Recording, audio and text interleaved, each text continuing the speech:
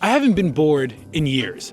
The feeling of being bored, of having nothing going on, hasn't crossed my mind in what feels like forever. But finally, it happened to me again last week. During my first class of the semester, I put my phone away in my bag to lock in as my teacher read over the syllabus. And as I was trying to not fall asleep an hour and a half in, I realized I was bored. I was truly bored. And it made me smile. That wasn't until I looked around and I noticed the 3 people to my right and the 2 people to my left were all doom scrolling on their Instagram. And it was at that point that I realized this smartphone is really f***ing stupid. Porco Dio. I think humans are hardwired to do hard things. Making new friends, getting laid, going to the gym.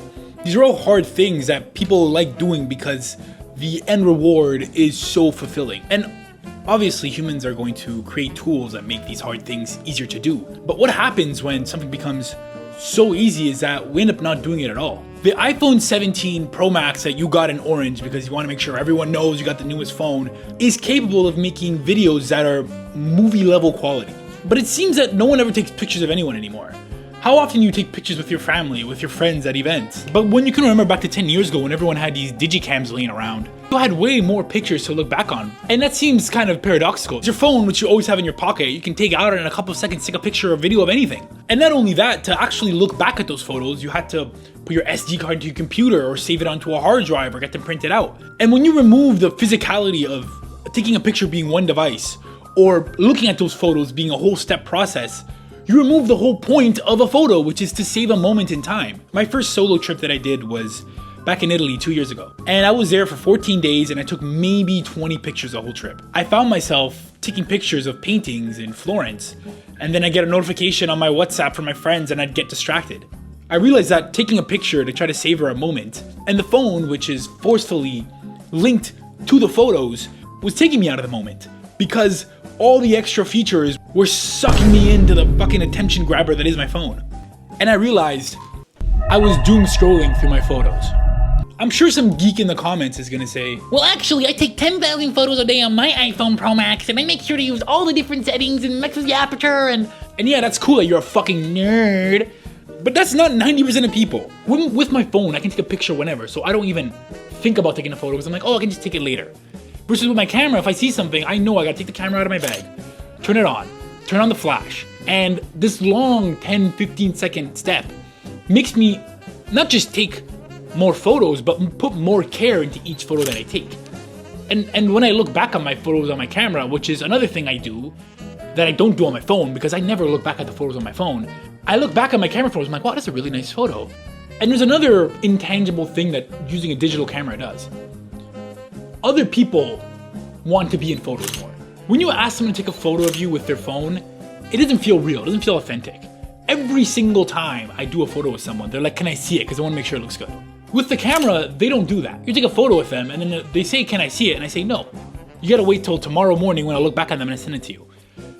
And that makes people care a lot less in the photos. And they're so much more authentic and they're real, and it makes me feel human. It makes me feel alive. It makes me feel like I'm not living in an Instagram story. It makes me feel like I'm living in reality. And when I realized how much happier I was using the camera versus using my phone, I realized that could apply to a lot of other things in my life. Mainly music. I was on my flight back from Argentina and I realized I would listen to a song for 30 seconds, skip it to the next song, and halfway through the next song, I would realize I want to listen to the last song fully. Why did I skip it? And at that moment, I realized I was doom scrolling through my music. And I realized because of the storage on my phone, because of how distracting it was using my phone to listen to music, how when I would try to change a song, I'll get a notification and I would instantly lose touch with the song I was listening to, how much my music experience was being ruined by my phone. And so I decided to start using an iPod. Now this is even more annoying than the camera. I have to download the song on my computer legally. I load up all the songs onto iTunes, and then I have to connect my iPod into it, charge it on my own stand, do all these different things, but doing so has made me re-love music. I have 815 songs saved on this iPod so far, and I listen to every one of them. And when I would use Spotify or YouTube Music on my phone, I would have a 40-song playlist and I'd listen to 10 of them. So the peace of mind I get from being more in the moment by using an iPod, by using my digital camera, far outweighs the cons of the annoyance of the extra chargers and the extra processes in order to use these devices. The iPod, the cameras. When I use these devices, people are confused because they assume that it's inconveniencing me, but the truth is it's making life more convenient for me. My cortisol levels are so much lower because I can listen to Sade in front of a hot girl hoping she'll say, hey, nice music taste, without having to find out that Trump's invading another country. I can take a picture of a cool building on the street without everyone thinking I'm filming some TikTok video. And these devices might seem like a lot of work to fix a phone addiction, but it's working. Over the last 3 months or so that I started to connect more with these devices and connect less with my phone, I've noticed how much happier I am, how much better I sleep at night, how much more motivated I wake up in the morning, and how much more connected I feel to my own life, how much more control I feel over my emotions, over my time. The pros of having peace of mind compound so much more into actual effects in my life. This is maybe the first semester of school where I can sit down and actually focus on what I'm listening to. Or I can sit down and write an essay without having to doom scroll on my phone every 10 seconds for dopamine. What social media does, and by extension your phone, is bombard you with a bunch of information to make you anxious. Ow, fuck, I stabbed my eye. And social media and the news will always make it out to seem that the world is spiraling and getting worse. And yet paradoxically, the lives of everyone else you know is getting better. They go out more, they have more friends than you, they have more money than you, they dress better than you, because social media is a highlight reel, it's not reality. And so you feel the constant need to put on an image, the constant need to impress other people you don't even like because, oh, their Instagram post got 300 likes and they're wearing an Arc'teryx beanie and my beanie is an Arc'teryx and they have the new iPhone 17 Pro Max and look, they have a BMW steering wheel in their story. Oh shit, what am I gonna do? And you become a soulless, meaningless, retarded slave to the validation of others. Your phone and the internet should be an accessory to life, not your entire life. It should be a quick, temporary escape from reality, not reality itself. I hate my phone. I hate the phone. I really hate it. It's ruining my life. I feel it's sucking the life and energy and attention out of me. And only now that I'm using it less, do I have more control over my emotions. I could never be a drug addict because I'm too cheap. I'm too much of a frugal immigrant to ever sell all my belongings for crack. But all the information in human history available at my fingertips, oh boy, sign me up! But at least most addictions are fun. Drugs, alcohol, women, video games. In small doses, these things can even be good for you. But I don't think there's a single person on earth that enjoys doom scrolling, that enjoys being addicted to their phone.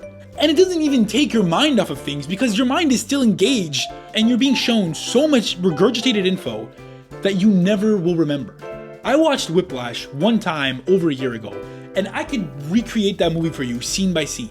If you put a gun to my head and told me, name 10 Instagram reels, bro, just tell my family I love them. And the side effects of social media are horrible and dare I say life-ruining.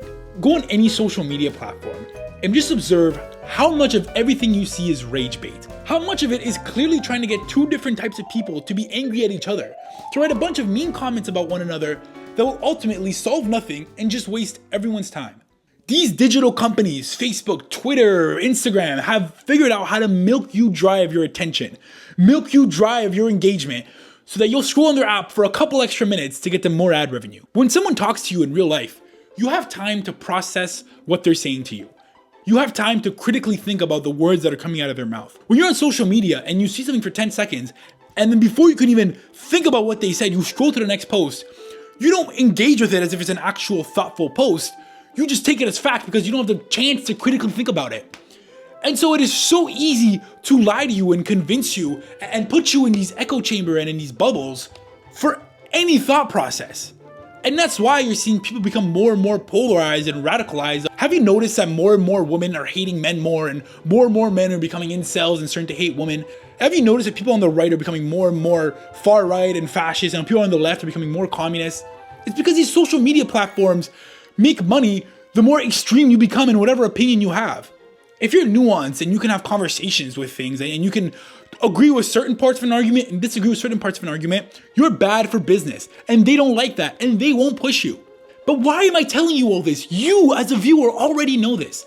If you're old enough to reach unk status like I am and you remember a world before social media was the big main thing, you know how much worse the world has gotten around you. You know how much angrier everybody is.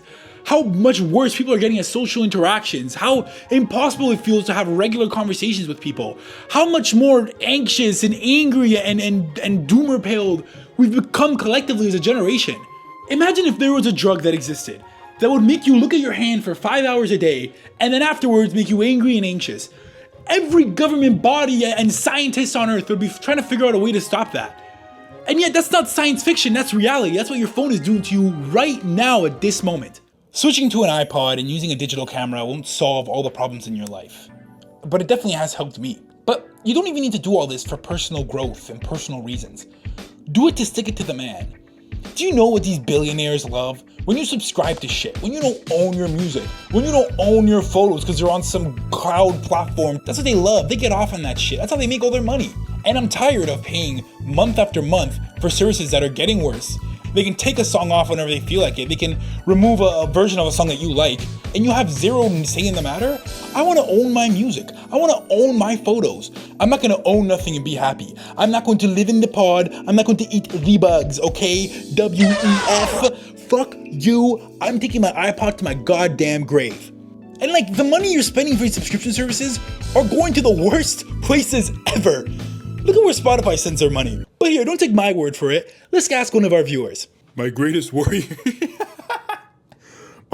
My greatest warrior will pay for his Spotify subscription using Klarna so he can listen to my curated AI music playlist while he wears an Arc'teryx beanie.